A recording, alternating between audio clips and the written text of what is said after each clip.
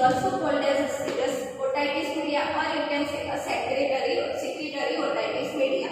In this secretory otitis media, इसके नाम से हमें पता चलना चाहिए मेनली सीरस फॉर्मेशन, मतलब कि पस फॉर्मेशन वो एक्सीडेंट मतलब कलेक्ट होता है किसमें, हमारी मिडल ईयर कैविटी में। So in this otitis media with effusion, हमने इसकी क्लासिफिकेशन की ओवरव्यू में जाना था कि वो एक ब्लू ईयर कंडीशन है। कैसे, तो उसको हम डिफाइन करते हैं। So the term otitis media with effusion is defined as fluid that occurs with the middle ear cavity. जो फ्लूइड होता है वो मिडल ईयर कैविटी में जमा होता है due to result of negative pressure produced by altered Eustachian tube.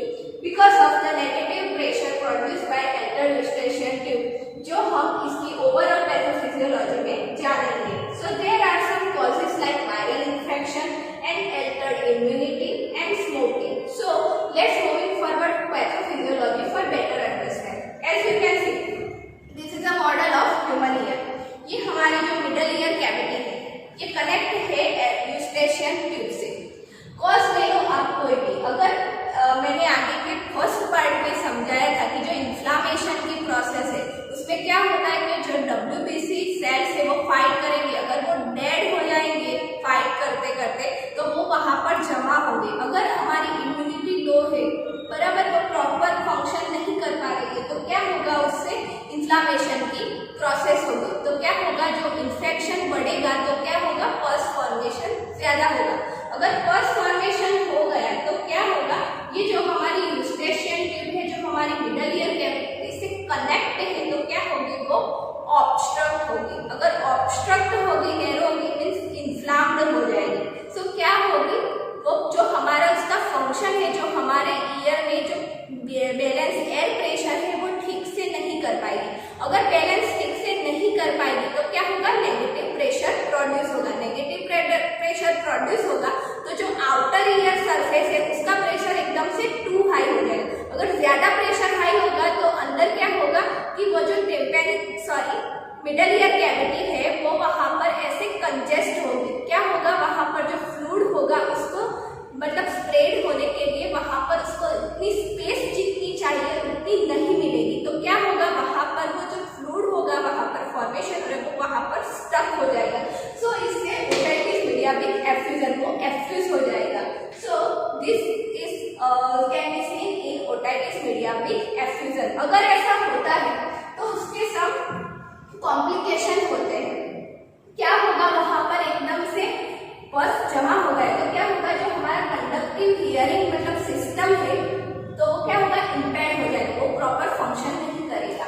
So there are some clinical features like loss of balance, that delayed speech development and fullness of ear. Mainly जो हमारा auricle fullness है वो feel होगा। सो इसे क्या कहते हैं, blue year condition कहते हैं। बिकॉज जो हम अगर एग्जामाइन करेंगे हमारे जो मिडल ईयर कैविटी है उसको अगर फिजिशियन एग्जामाइन करता है तो वो जो पस फॉर्मेशन वो ऐसे ग्लू के जैसे चिपक गया होता है, वो जो पस फॉर्मेशन है वो बहुत ही थिक होता है, तो इसे ब्लू ईयर कंडीशन भी कहते हैं। अगर इसे डायग्नोस करेंगे तो क्या होगा, so mainly decide on tissue collection and physical examination. Physician आपको हिस्ट्री लेगा, आपकी जांच करेगा कि आपको पहले कोई रेस्पिरेटरी इन्फेक्शन है, कोई वायरल इन्फेक्शन है कि नहीं, अगर कोई हियरिंग इंपेयरमेंट है कि नहीं। फिजिकल एग्जामिनेशन में आपकी मिडल ईयर कैविटी है वो एग्जामाइन करेगा कि फ्लूइड है उसकी थिकनेस कैसी है, उसकी सीवियरिटी कैसी है। Then audiogram for to detect the conductive hearing impairment. So now let's moving forward its management. Okay, so let's move on the management of otitis media with effusion. In this, we are gonna be talk about its medical management, surgical management, and some modification of risk factor. So the first part is a medical management. So there are antimicrobial agents to treat the infection, like treatment with appropriate antibiotics to treat bacterial infection. For example, erythromycin, amoxicillin, and trimethoprim, sulfamethoxazole, and ear drops to relieve the pain. There are some indication for its overall medical management, including its medical some procedure and some diagnostic evaluation related to its medical treatment and care, like The first one is evaluate tympanic membranes at every well child and sick. Visit if feasible. Perform pneumatic otoscopy or tympanometry when possible. Consider removing cerumen. If transient effusion is likely, reevaluate at 3-month intervals, including screening for language delay. If there is no anatomic damage or evidence of developmental or behavioral complication, continue to observe at 3 to 6 month intervals. If complications are suspected, refer to an otolaryngologist. For effusion that appears to be associated with anatomic damage such as adhesive otitis media or retraction pockets, reevaluate in 4 to 6 weeks. If abnormality persists, refer to an otolaryngologist.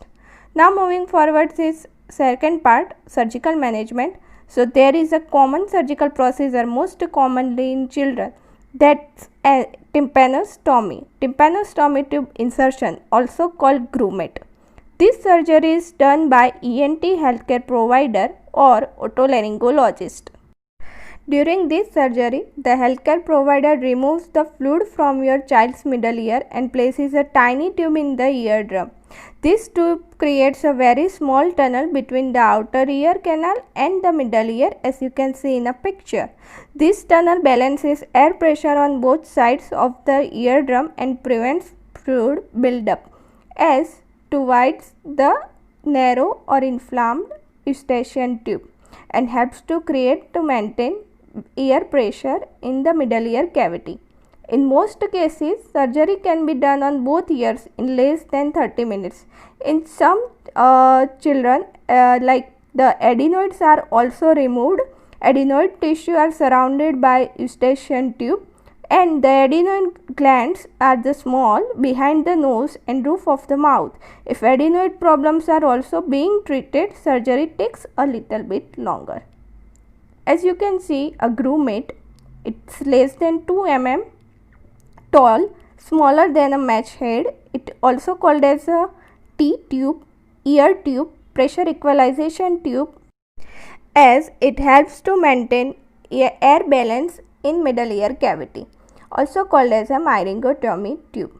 Now moving its third part, it is a modification of risk factor which includes avoiding second hand smoke, means prevent parental smoking, encouraging breastfeeding for infants as to increase immunity, avoiding feeding either by breast or bottle while completely supine because there are chances to reach milk into ear by mouth while baby in supine position, so that's prohibited. Avoiding exposure to a large number of children, particularly in daycare center, and avoiding exposure to children who are known to be affected as to prevent cross contamination and cross infection. Avoiding known allergens.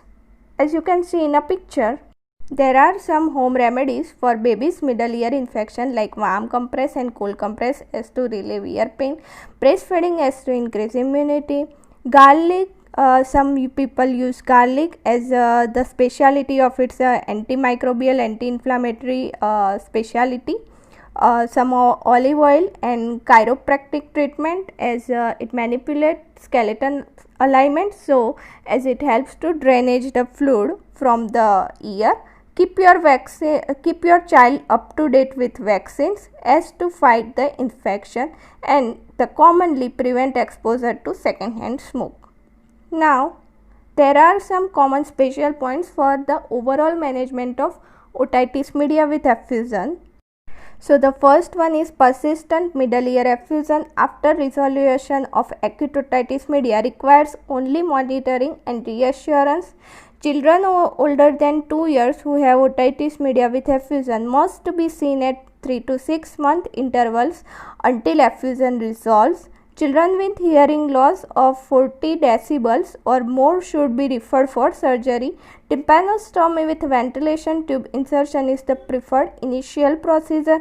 Adenectomy may be considered in children who have recurrent otitis media with effusion after tympanostomy if chronic adenoiditis is present or if adenoidal hypertrophy causes nasal obstruction. So, this is a summary of its overall management.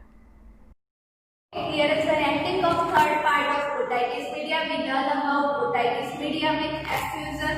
Till then, if you have any suggestion, you can comment in our comment section. I hope you better be understand with this condition. Till then, thank you so much.